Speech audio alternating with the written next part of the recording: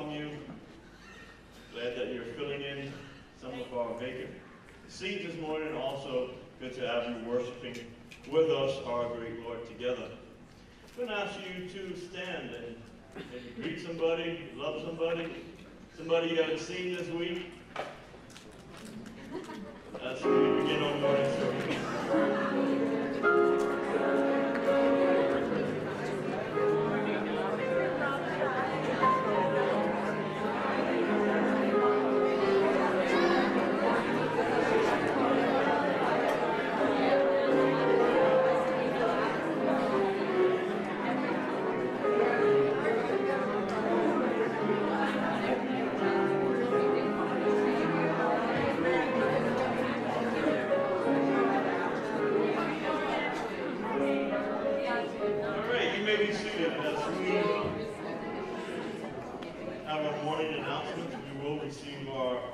So you guys can receive our offering as we continue.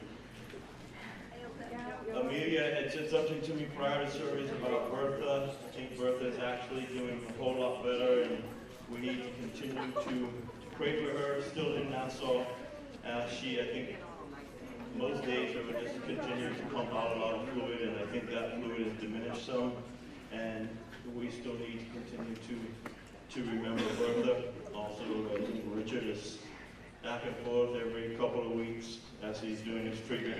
So we need to continue to remember those who is battling cancer and trying to take treatments and fight that. Also, Roy had asked me to announce about Mona Campbell. I'm not sure how many of us know her. They are the family that purchased Dr. Bailey's old house over on Russell's Island. I think her husband was Jim Campbell. Well, she is having surgery on Wednesday. It's almost a situation of life and death. If she doesn't have the surgery, it could be death, and if she could end up also dying during surgery. So they're asking the church to remember her in our prayers. So that's Mona Campbell. Also, Miss Sylvia, I think, had an issue within the last week or so. She did end up going down to Nassau, Sylvia Higgs. She did end up going down to Nassau, and they ended up taking a biopsy of something, and they're waiting on the biopsy results. But more than likely, Miss Sylvia will be facing surgery. So we need to remember Miss Sylvia Higgs in our prayers. Also, Joette and Sybil have today for orientation. Sybil has been accepted to the University of Bahamas, and we need to remember our young people as they go away to school. And sent Sybil a message last night, just trying to encourage her in her walk with the Lord to stay strong in her faith, even as she's at school. Also, our mission offering will be tonight, so we can come prepared for that as we hear from our missions, and our offering will be collected for them during our service tonight at 6:30. Our call to worship is from Philippians 2, verses 9 through 11. Therefore God has highly exalted him and bestowed on him the name that is above every name, so that at the name of Jesus every knee should bow in heaven and on earth and under the earth, and every tongue confess that Jesus Christ is Lord, to the glory of God the Father. I'm going to ask you to stand as we continue our worship with singing Look Ye Saints.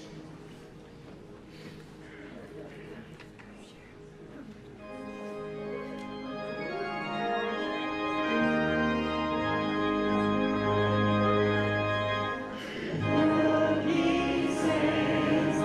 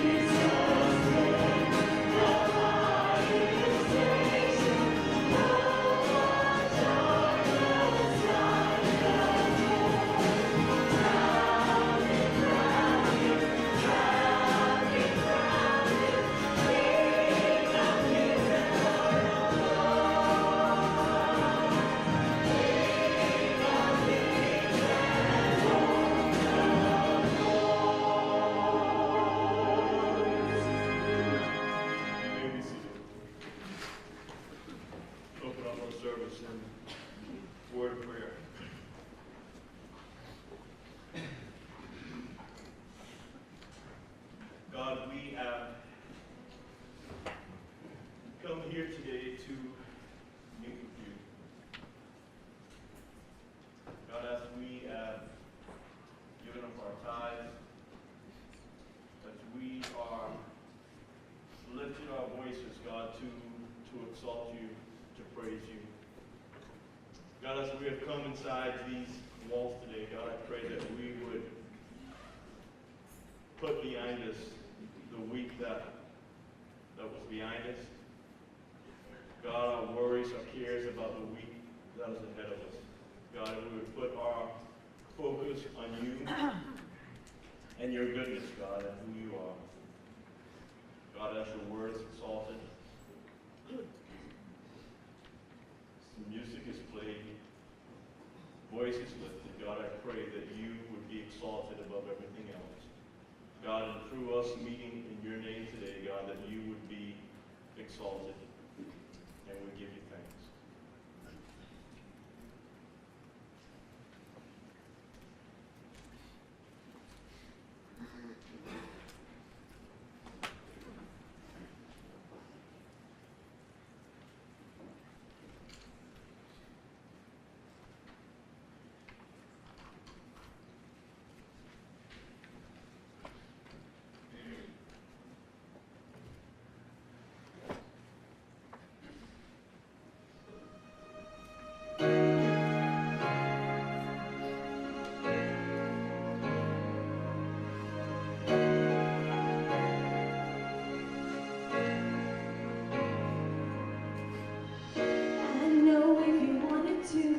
Could wave your hand, spare me this heartache and change your plan.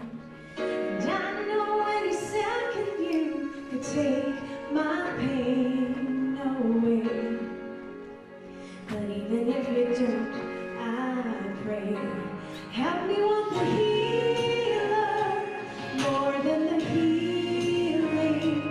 Help me want the Savior more than the saving. Help me want the giver more than the giving. Oh, help me want you, Jesus, more than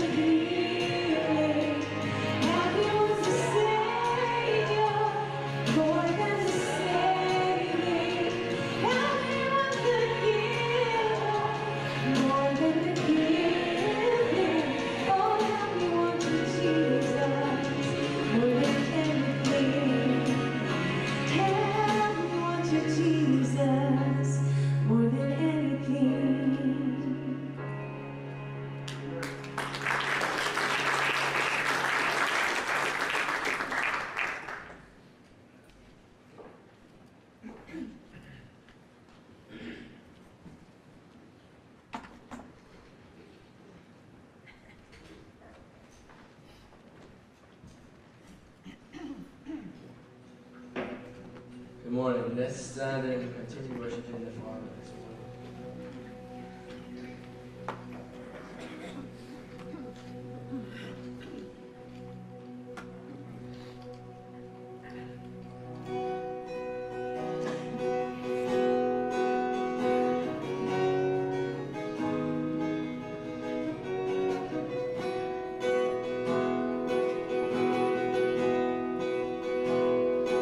Lord, I come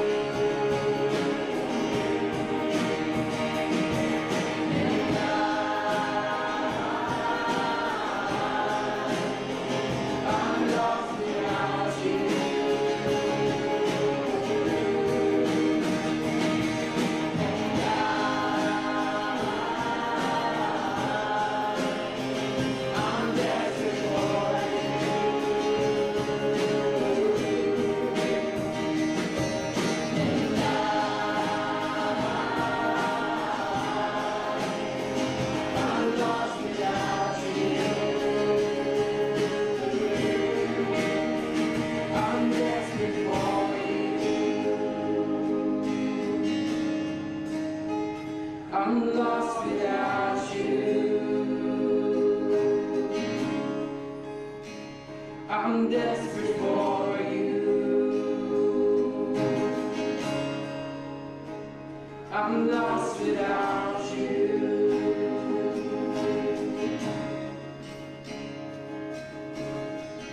Heavenly Father, Lord, help us, Father. Help our hearts to be desperate for you, Father. Give us a desire in our hearts, a desire more of you and not ourselves, Father. Thank you for, even when we were lost, saving us, Father. Thank you for what you do in each of our lives every day. I pray for Brother Donald as he brings the word now, Father. Just let your Spirit move through him, God, and speak through him. Pray that you would open the eyes of our hearts to be receptive to your word, and that we would get from it what you want us to get. All for your glory. In your name I pray. Amen.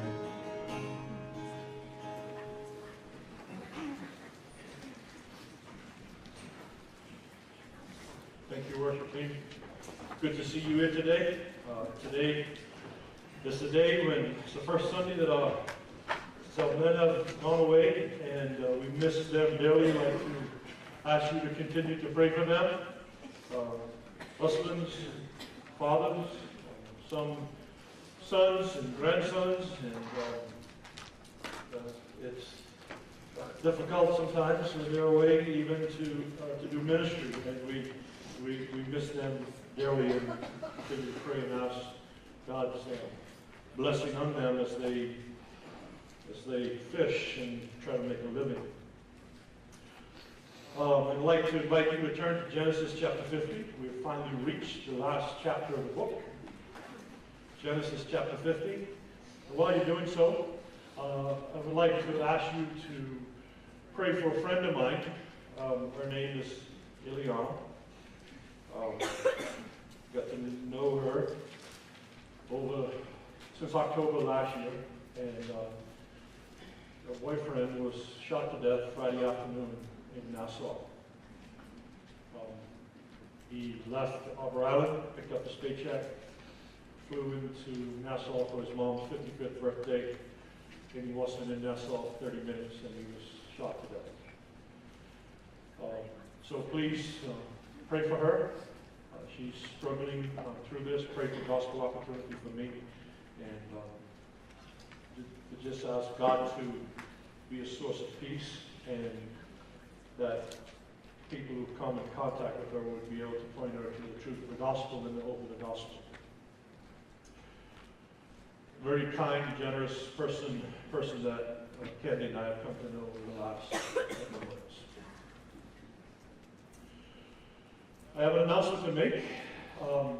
Good to see you, Pam. I missed you last week, and I didn't see you get to the service was all over.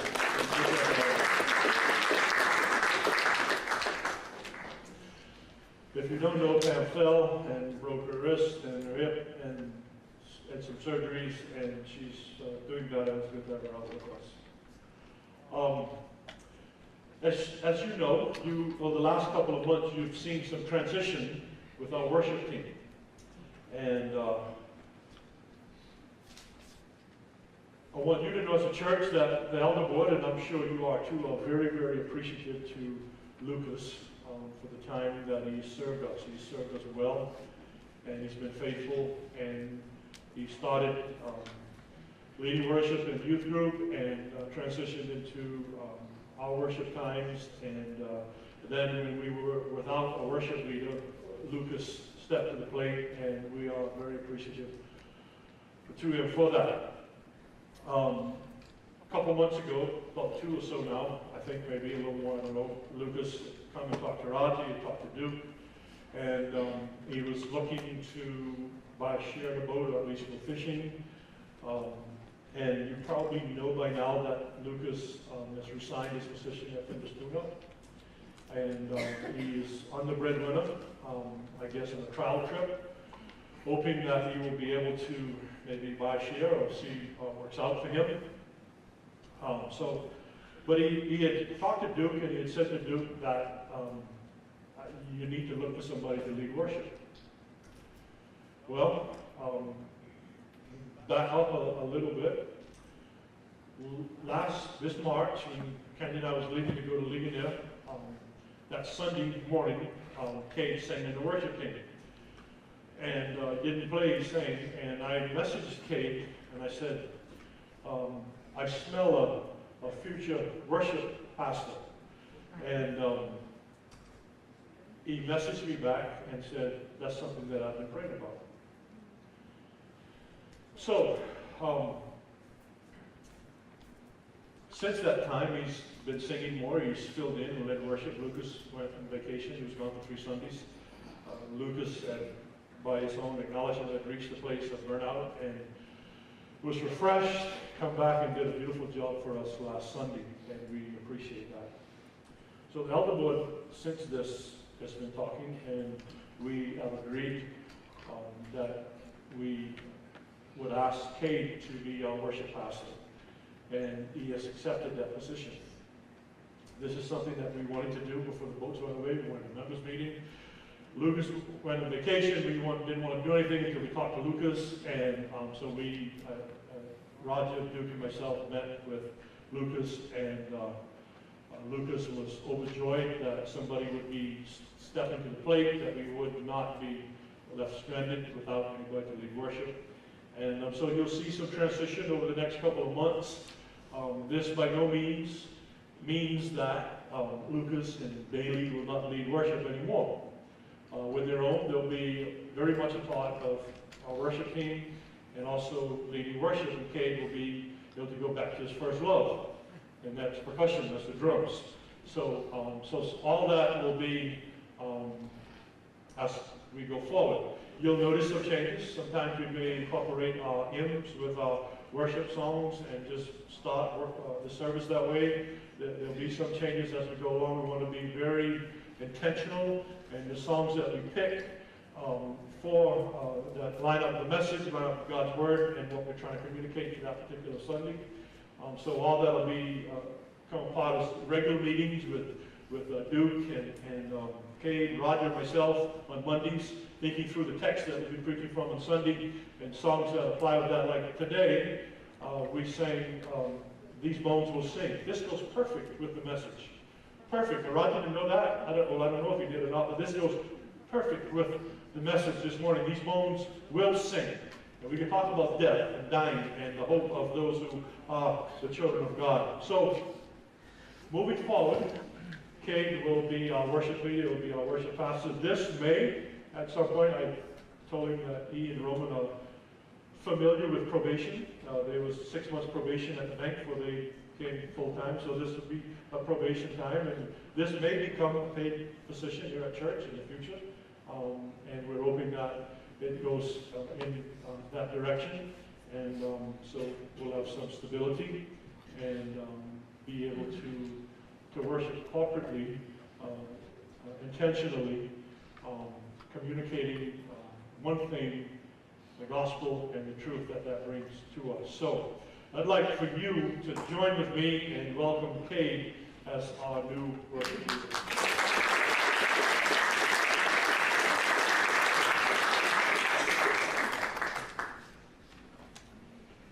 Okay, Genesis 50.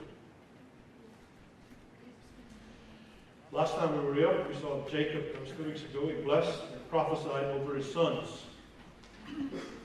But we saw the greatest blessing was heaped upon Judah, not the rest of them. Joseph was also blessed, but not so like Judah. We saw God's sovereign providence over the tribes. We saw that Jacob trusted in the covenant promise even at death. And most importantly, because he was at the point of death. We concluded God's promises are secured in God. God's promises are not secured in us. They are secured in God. God's providence is purposeful and kind.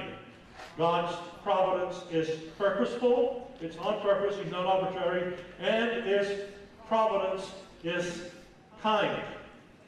Next Sunday morning, we're going to be talking about, as we close this series, on the mystery of providence. As we look through the book of Genesis, we see nothing but God's providence.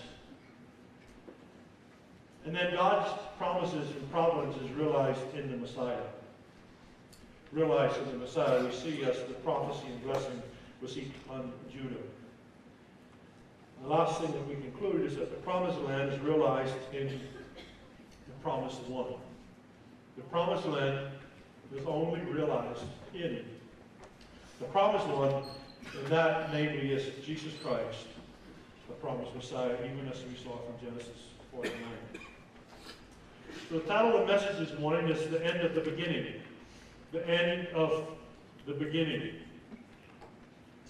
I know that's a famous song, or thereabout.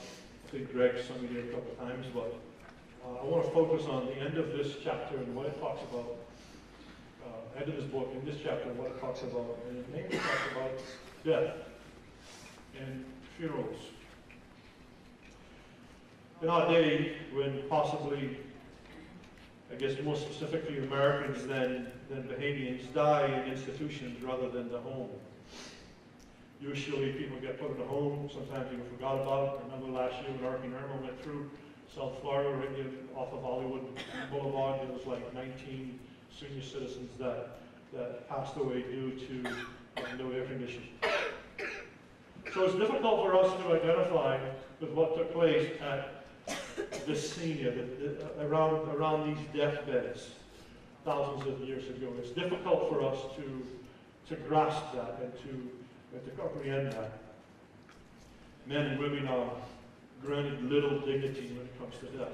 They usually are in a hospital where culture says that we need to go. They're usually being hooked up to all kind of tubes, and they're running all kind of tests, and they're monitored on these life-sustaining machines, and they're kept alive longer than they would if they would have been left to themselves. I'm not knocking hospitals or treatment or trying to be healthy. I'm not knocking that. I think we shouldn't be kamikazes. We should seek doctors and what they can do for us, and if that means hospital. But I'm just saying, if you're in the hospital, I know from Cherie, when she just had the baby, there was like, well, you're supposed to get rest, but how do you get rest when they waking you up every hour or so, pricking you, testing your blood pressure, doing all that kind of stuff? How do you get rest?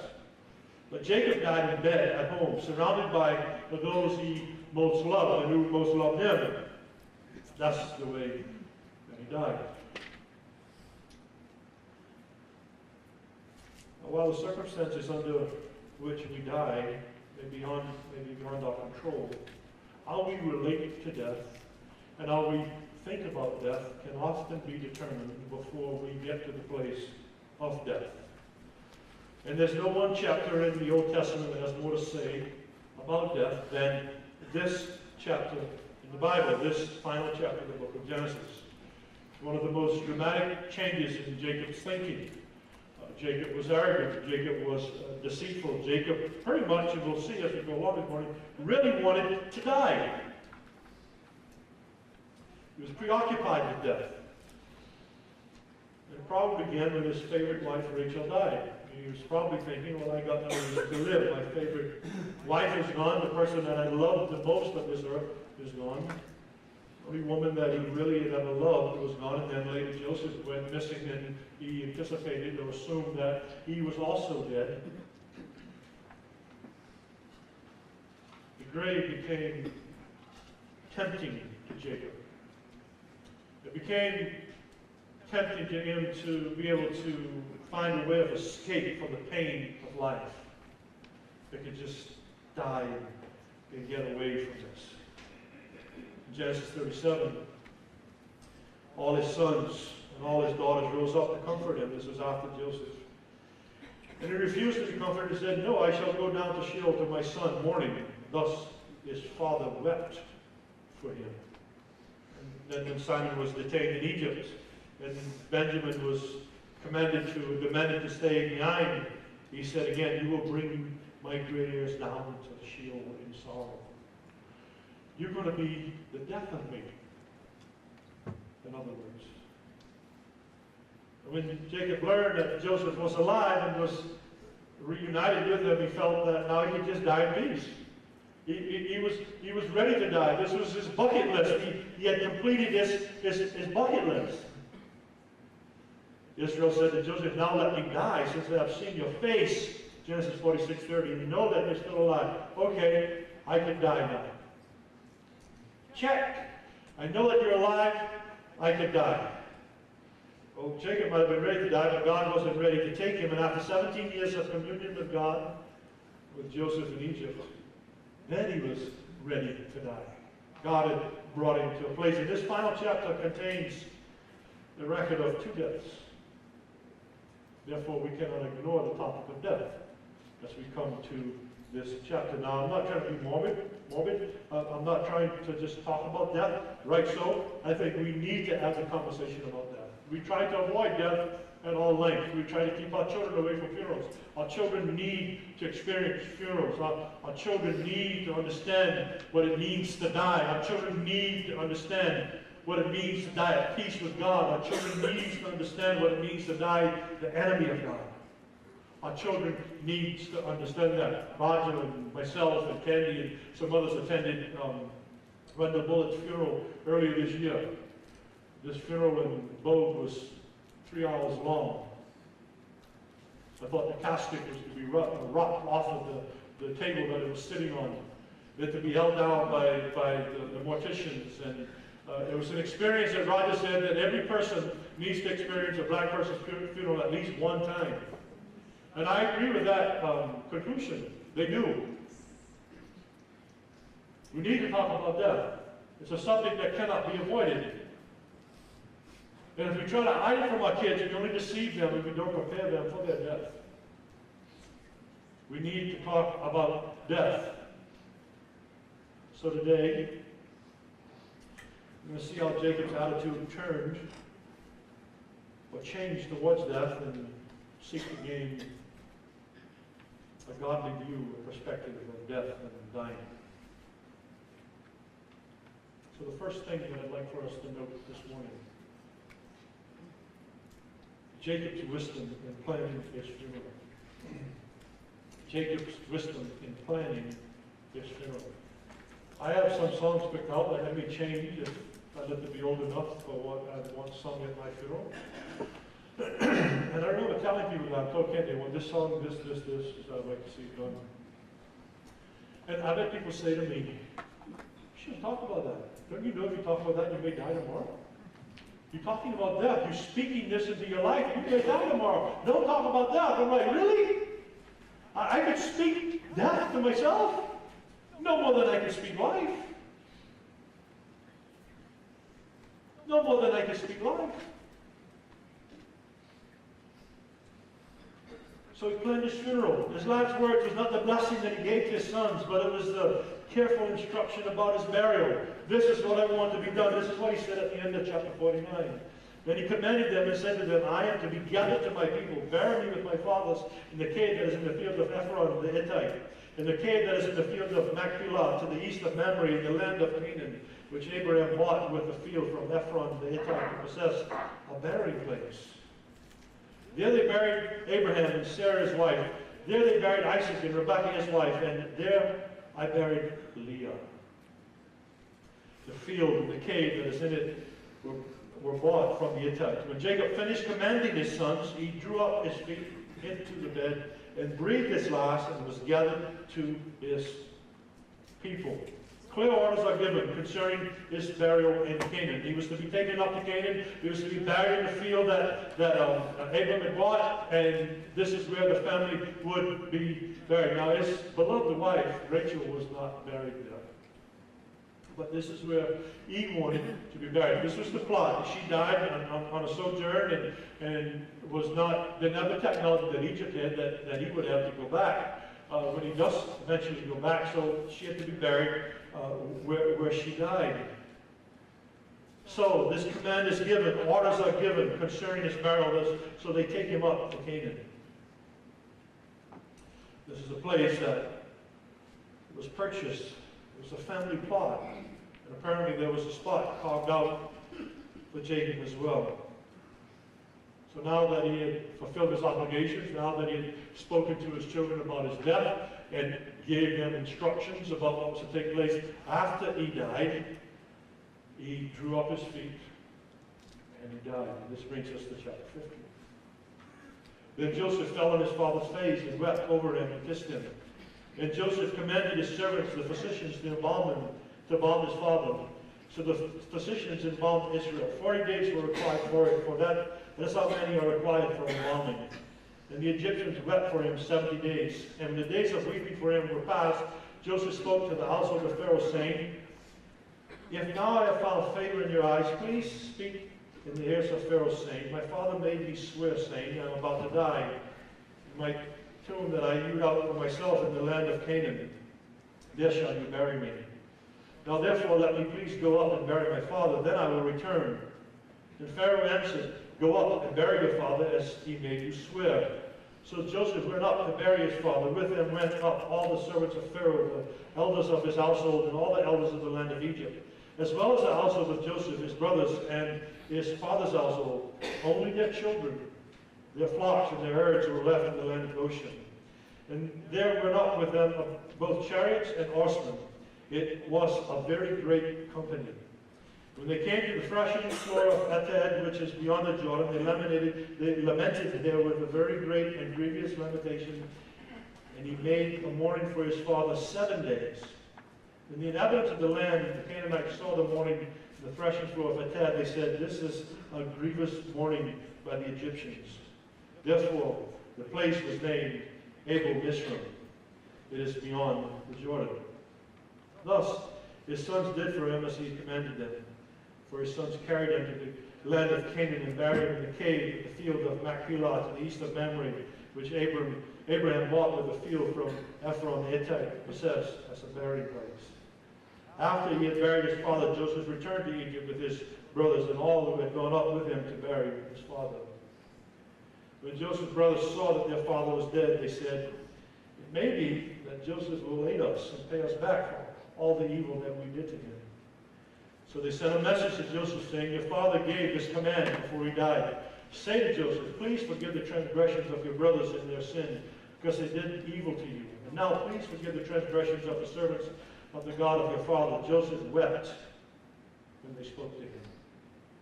His brothers also came and fell down before him and said, "Behold, we are your servants." But Joseph said to them, "Do not fear, for am I in the place of God? As for you, you meant evil against me, but God meant it for good, to bring it about that many people should be kept alive as they were today. So do not fear. I will provide for you and your little ones." Thus he comforted them and spoke kindly to them. So Joseph remained in Egypt in his father's house. Joseph lived 110 years, and Joseph saw Ephraim's children of the third generation, the children of Machir, the son of Manasseh, were counted as Joseph's own. And Joseph said to his brothers, "I am about to die, but God will visit you and bring you up out of this land, to the land that he swore to Abraham, to Isaac, and to Jacob." Then Joseph made the sons of Israel swear, saying, "God will surely visit you, and you shall carry up my bones from here." So Joseph died, being 110 years old. He embalmed him, and he was put in a coffin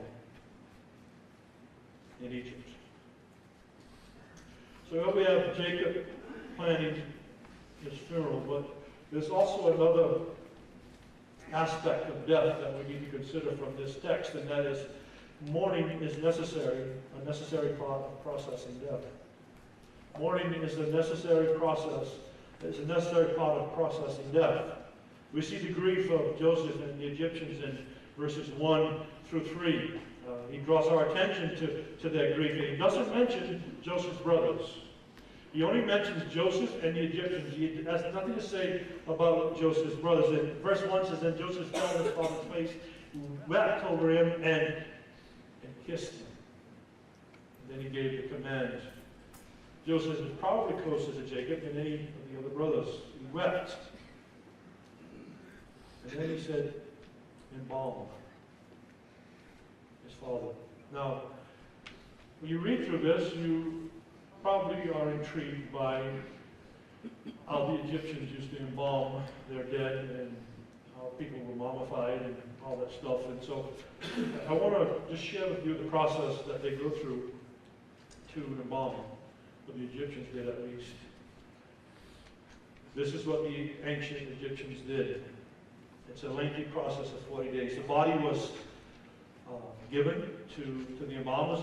They first took the brains and the intestines out. They washed them in palm wine, soaked with strong contracting drugs, or drugs that would purify, drugs that would rip out whatever,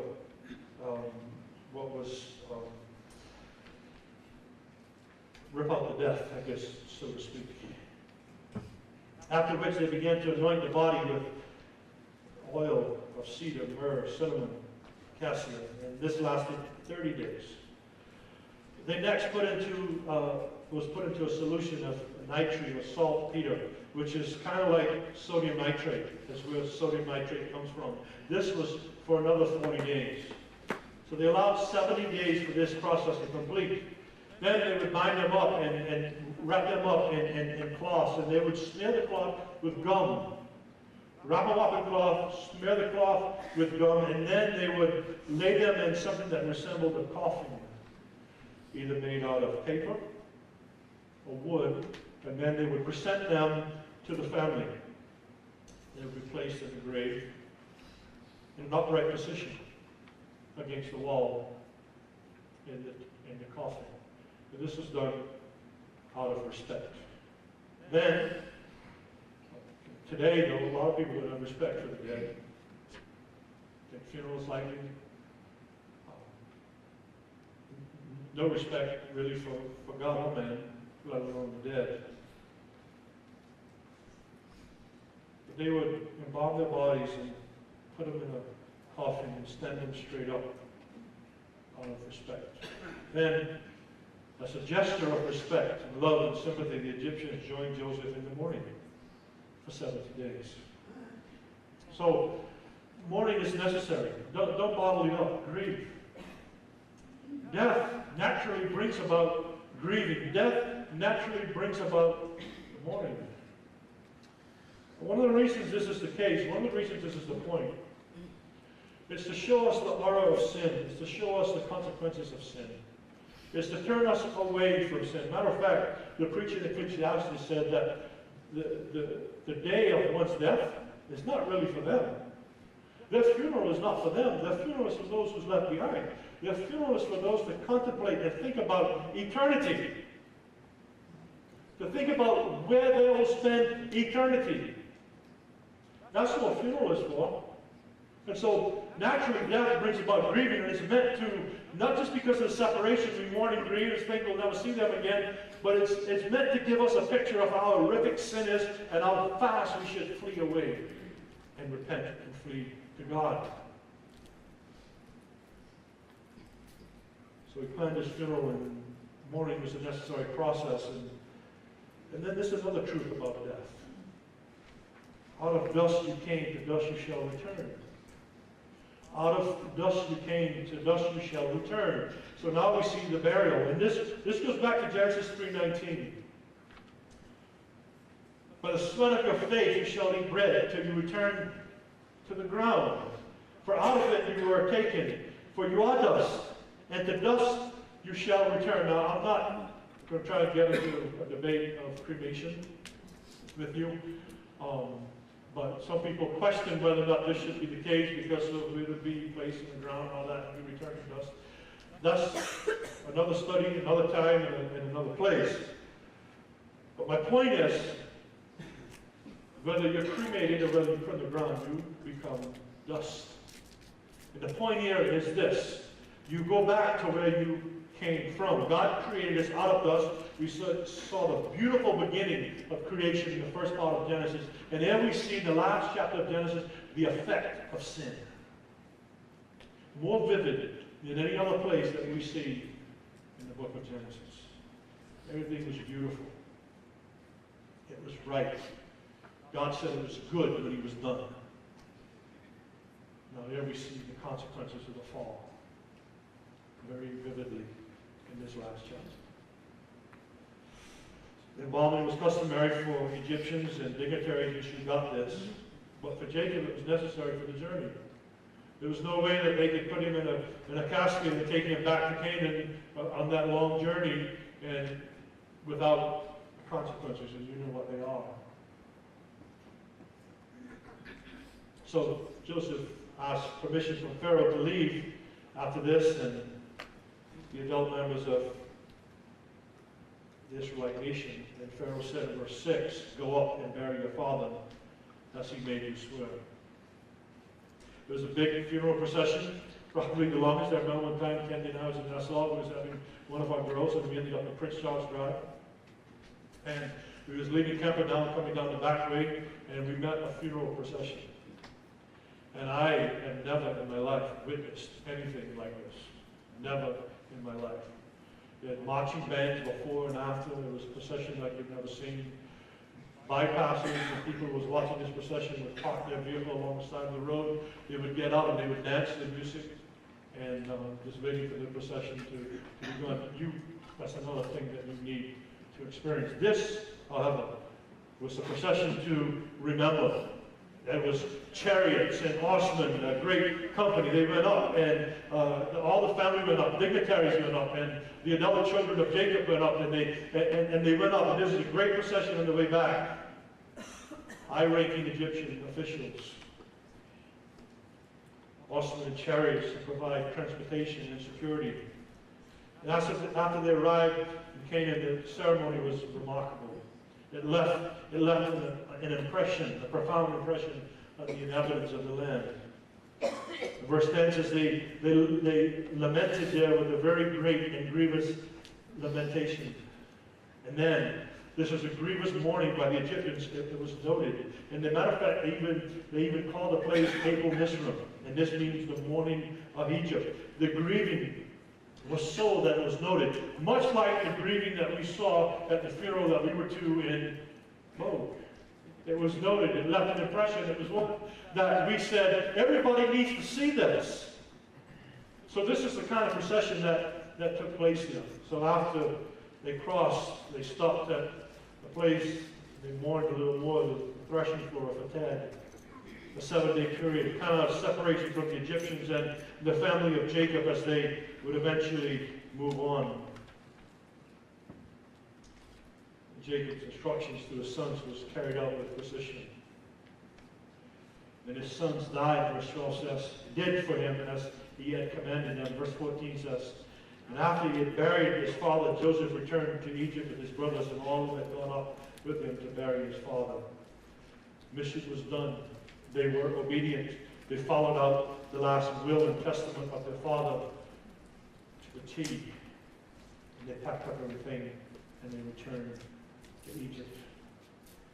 To dust you came, from dust you came, to dust you shall return.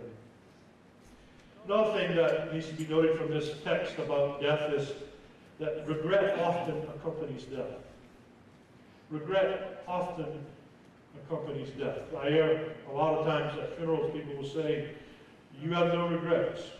You have no regrets. You took care of your mother and your father, whoever will. And I'm not saying you don't say that. I'm just saying you hear that. But a lot of times, regret accompanies death.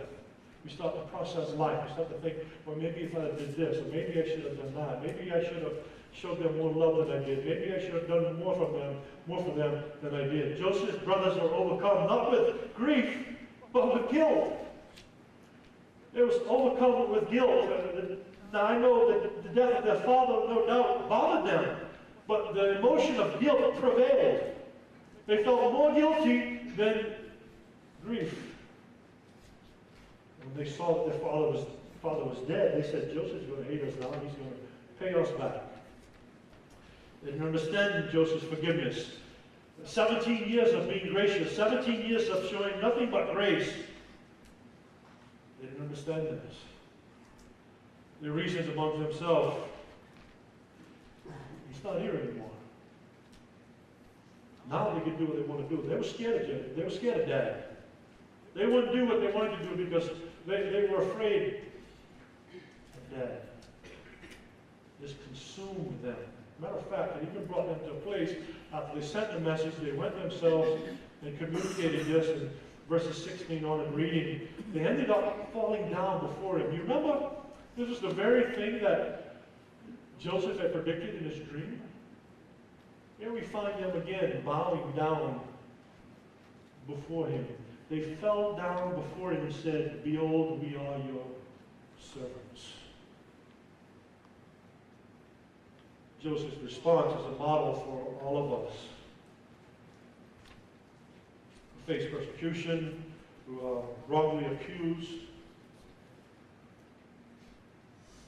who people try to annihilate with their tongues. This is what he said: "Don't fear. Am I in the place of God?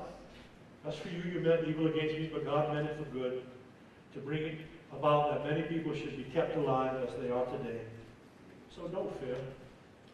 I will provide for you and your little ones." Thus he comforted them, and he spoke kindly to them.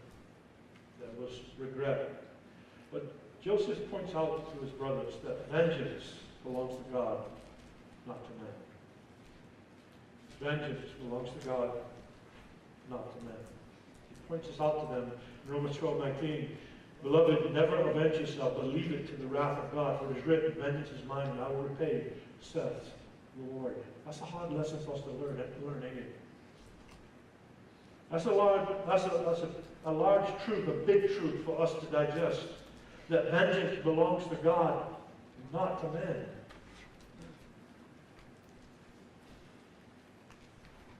And also another truth is ought to learn that he communicated that in God's providence, evil is intended for good. How can this be?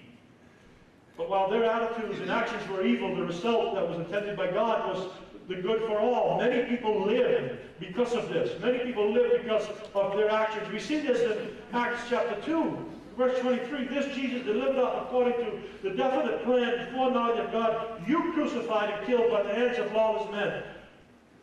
It don't get more evil than that. It don't get more wicked than that. But God ordained this. God planned to put his son to death, just like he planned for Joseph to go into Egypt into captivity. God planned that. And he turned the evil intentions of man, he turned it for good. And not only did he just feed a few people with the death of Christ, like he did as Joseph went into Egypt, but he provided salvation for those he came to save.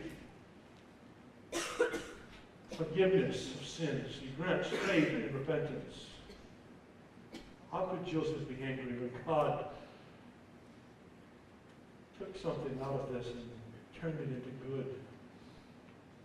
Talk about the mystery of providence. Instead, he returned kindness for the evil and cruelty that he faced. Paul speaks this also to us. Unless we think this is just something that takes place in God's providence, so Joseph knew what God was doing, and so he just accepted it because he knew God's mind, he knew God's plan. Listen to what Paul tells us in Romans 20. "No, to the contrary, if your enemy is hungry, feed him. If he is thirsty, give him something to drink. For by so doing, you will heap burning coals upon his head. Do not be overcome by evil, but overcome evil with good." Yes, there's regret when it comes to death. But Joseph, in his wisdom, communicated very vividly, vengeance belongs to God, and that in God's providence, he intends evil for good. Lastly, death is no respecter of persons. Death is no respecter of persons. We see the death and burial of Joseph, not just Jacob, but as Joseph. More than 50 years have passed between verses 21 and 22. But Moses is communicating very clearly to us here the death of two people. Death is no respecter of persons. Sometimes people walk away from other people expecting them to die, and they end up dying before they do. I've had this experience.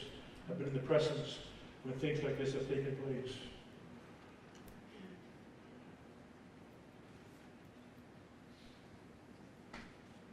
Joseph's life was full of age at 110, verse 22. He lived long enough to hold his great-great-grandson on his knee.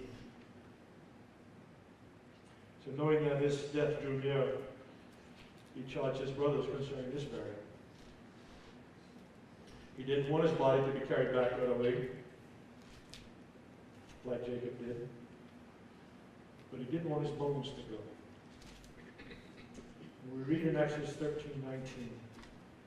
Moses took the bones of Joseph with him, for Joseph had made the sons of Israel solemnly swear, saying, God will surely visit you, and you shall carry up my bones with you from here.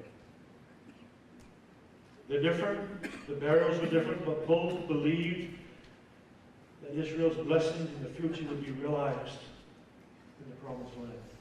God had promised, and God was faithful. The burial of Jacob reminded his descendants that there was a final home, that you too will one day end up in the promised land. Joseph, on the other hand, reminded those as his bones remained in Egypt that there is hope.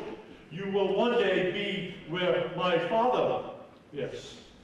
You will be in the land of his body. You will be in the land of his bones. Both men determined that their death, their burial, will be a witness to faith. They finished well. And in their faith, they communicated to their children that God's promises are sure. You can trust Him all the way to the grave. Where we conclude. We come to the end of an era, the end of a great book. But two funerals don't seem to be a very cheerful way to end the book. Candy watches these Hallmark movies, and they're so predictable. They're just different people, different names, all end up the same way. Everybody ends up happy. I'm like, I told her this past week, I'm going to call Cable Arms and have them remove Hallmark from life. Two deaths is not a very cheerful way to end a book or a movie. Man's origin begins in the garden with perfection and beauty and in paradise, and it ends in two coffins. One in Canaan and another in Egypt. Depressing conclusion. Moses would never be a successful writer in our day. Well, of course, Moses writes about reality. And if you watch Hallmark, it's fiction. But that's the point. Genesis 50 is not the end of the story. It's only the end of the book of Genesis. Moses has 4 books to write, and God puts together 61 books of communicating who He is to us. So what do we conclude? Death for God's people is not the end, but the beginning. It's not the end, but the beginning. We see this over in Revelation. We've studied through the book of Genesis. We get to the end of the book of Genesis, and we see death. Listen to what the Revelator writes over in the book of Revelation. Revelation 21. This should bring you great joy. This should communicate hope to you for those who's in pain now, those who's suffering, those who's lost loved ones, those who maybe expect to die young, or those who say, I don't want to grow old, or those who anticipate death shortly, or those who know that they will die at one time, at some point in their life. This truth should encourage you immensely. Listen. Then I saw a new heaven and a new earth. For the first heaven, the first earth had passed away, and the sea was no more. And I saw the holy city, New Jerusalem, coming down out of heaven for God, prepared as a bride adorned for her husband. And I heard a loud voice from the throne saying, Behold, the dwelling place of God is with man. He will dwell with them, and they will be His people, and God Himself will be with them as their God. He will wipe away every tear from their eyes, and death shall be no more. Neither shall there be mourning, nor crying, nor pain anymore, for the former things have passed away. The next chapter, the first 5 verses, the angel showed me the river of the water of life, bright as crystal, flowing from the throne of God and of the Lamb, through the middle of the street of the city. Also on the other side of the river, the tree of life. The tree of life is 12 kinds of fruit, yielding its fruit each month. The leaves of the tree were for the healing of the nations. No longer will there be any accursed, but the throne of God, the Lamb of God will be in it, and His servants will worship Him. They will see His face, and His name will be on their foreheads, and night will be no more. They will they will need no light of lamp or sun, for the Lord God will be their light, and they will reign forever and forever. Death is not the end. Jacob believed this foolishly for many years. He got to the end of his life. Even as he thought about ending his life, death was a welcome experience. But death is only the beginning of an irreversible eternity. Irreversible eternity. Whether you die in Christ or whether you die out of Christ, eternity is forever. And death ushers you into that. No longer did he consider death the end of everything.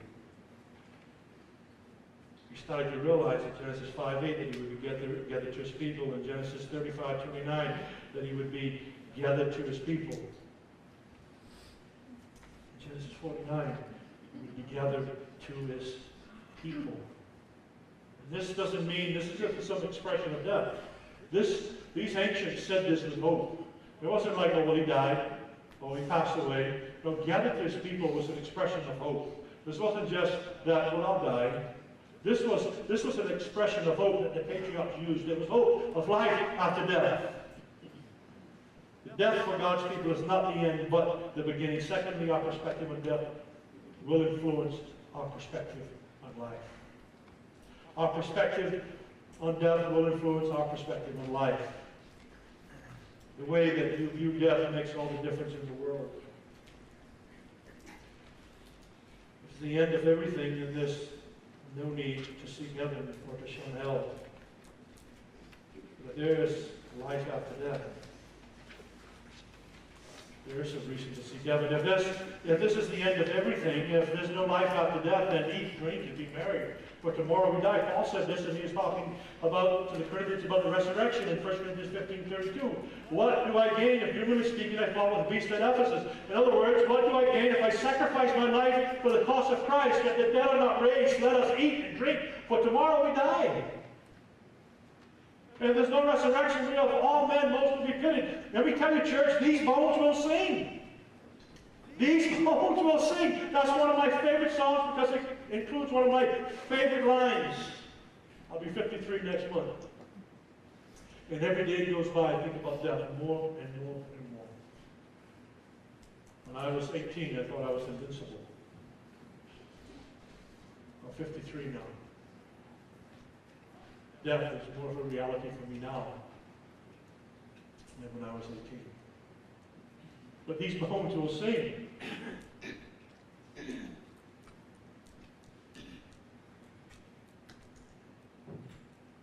Death promises us a time when we will be intimately and eternally with God and with those of the faith who we've been separated from by death. And Jesus says in John 14, let not your hearts be troubled. Believe in God, believe also in me. In my Father's house are many rooms. If it were not so, would I have told you that I go to prepare a place for you? And if I go to prepare a place for you, well, I will come again and I will take you to myself, that where I am, you may be also. Did you pick up on the lyrics of Macy's song? I don't want to be enthralled with the healing. I want to be enthralled with the healer. I want to go to heaven because Jesus is there. I want to go to heaven because the one who died for me is there. The Lamb of God who sits there with the scars in his hands and in his side and his feet and on his head is there. I go to prepare a place for you. Paul writes to Thessalonians and he says, but we do not want you to be uninformed, brothers, about those who are asleep, that you may not grieve as others who have no hope. For since we believe that Jesus died and rose again, even so, through Jesus, God will bring with him those who have fallen asleep. For this we declare to you by the word from the Lord, that we who are alive, who are left until the coming of the Lord, will not precede those who have fallen asleep. For the Lord himself will descend from heaven with the cry of command, with the voice of the archangel, and with the sound of the trumpet of God, and the dead in Christ will rise first. Then we who are alive, who are left, will be caught up together with him in the clouds to meet the Lord in the air. And so we will always be with the Lord. Therefore, encourage one another with these words. The message here is clear. We too are strangers and exiles on earth. we too will die. But death, for us, is the gateway to the promised land. Only then will we inherit our eternal and full reward.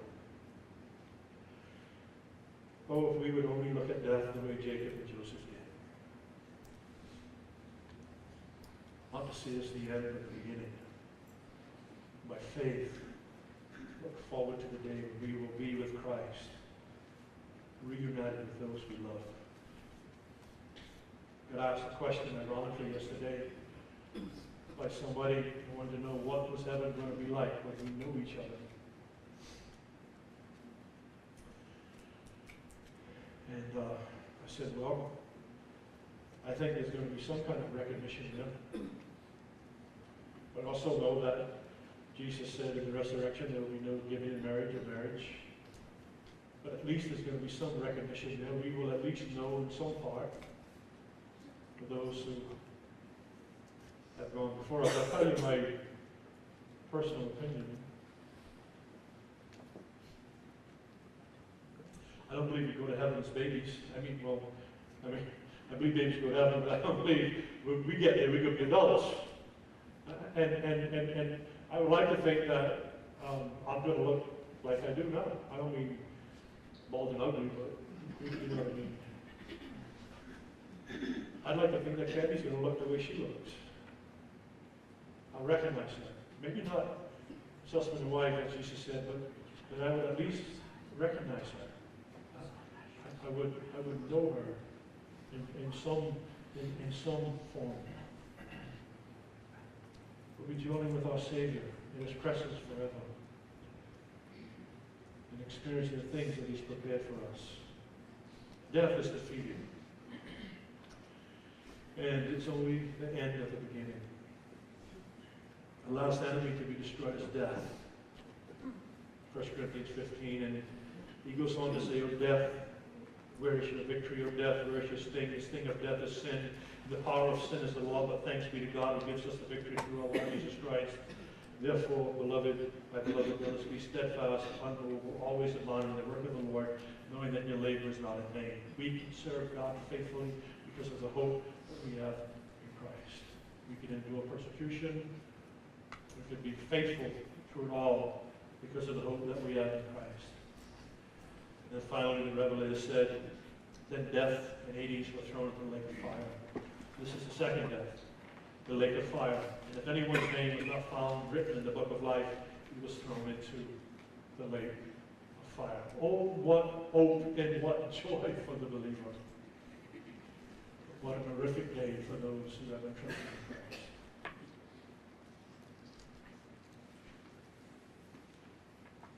And we invite you today to trust in Jesus Christ as your Savior. Our worship team's coming and we're going to sing Love Divine.